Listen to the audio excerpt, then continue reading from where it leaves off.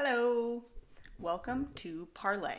I hope you guys are really excited for your first online roundtable. So I'm going to show you a few ways that you can get started and explain a little bit how it works. To start off, you're going to go to parlayideas.com. And here, there's a few different ways that you can log into your account. One way is your teacher might have given you a code, and you're going to enter it right here. Once you enter it, you can click join. And you can sign in with your Google account or your Microsoft account. So once you click sign in with your Google account, then it's going to bring you right into the discussion. So since this is an online discussion, before we actually explain our ideas, we're going to first review the prompt that the teacher has given us. Then, number 2 is you're actually going to write your response and submit your response. And then lastly, you're going to join the discussion and you're going to ask questions and build on and challenge your peers' ideas respectfully. So once you're ready, you say, okay, got it. And on the left-hand side, right here, you're going to see the content that the teacher has given you for you to read through and learn a little bit more about this topic before you actually answer the questions. And where it says discussion questions, this is where you're going to answer, you're going to respond to these questions. And then on the right is where you're going to write your response. So I'm going to type in first one, writing my response, and maybe number 2, blah, blah, blah. Of course, I'm going to do this respectfully. And I can add any pictures, links, or videos before I actually submit my response. Before you submit it, you could check the point details. So this is going to be your rubric of what your teacher wants you to be focusing on and how they're going to be assessing you and giving you feedback. Also, this discussion is going to be anonymous, so you could see what your secret identity is before you go into the discussion. In this case, I am James Mercer Langston Hughes, and he was an American poet, social activist, novelist, playwright, and columnist. So that could be really fun, and only the teacher's going to know who I am. So I can share my ideas, and I don't have to worry about people judging me, but my teacher will always see. So of course, you got to stay respectful and stay appropriate as well.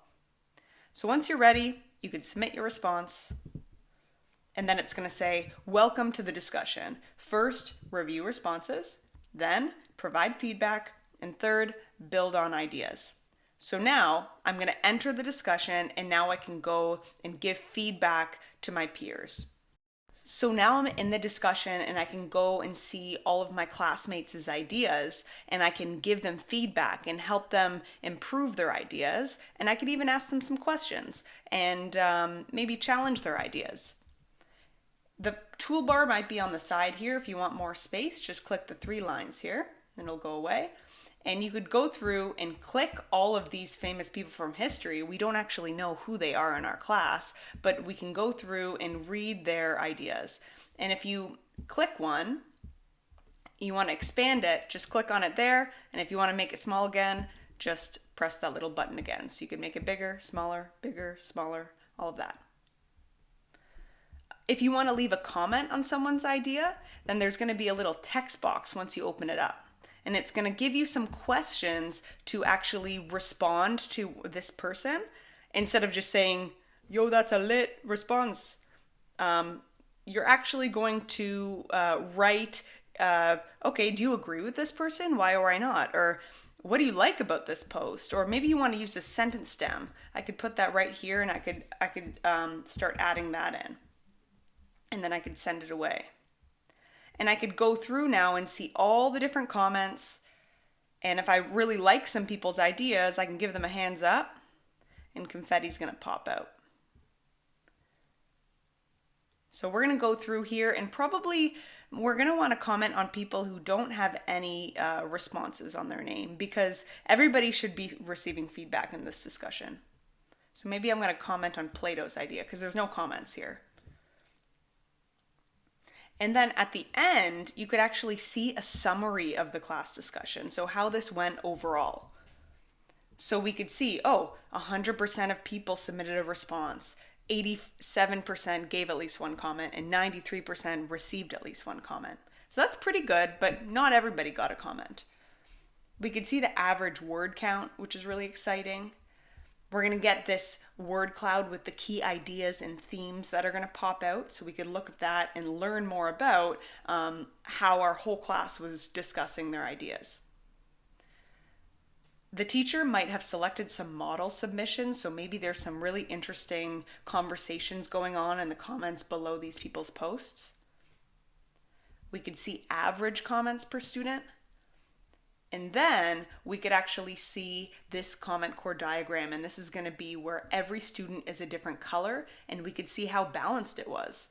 So in this case, we heard from so many different voices, and we heard a lot from almost everyone, and we could hover over and see if there was a lot of one-way communication, like this person, or if people were responding to each other's comments and there was a lot of back and forth. Great discussions usually have this back and forth conversation, so we could see the nature of that as well. And that's all. I hope you guys have so much fun discussing each other's ideas and being respectful, and that's all. See ya.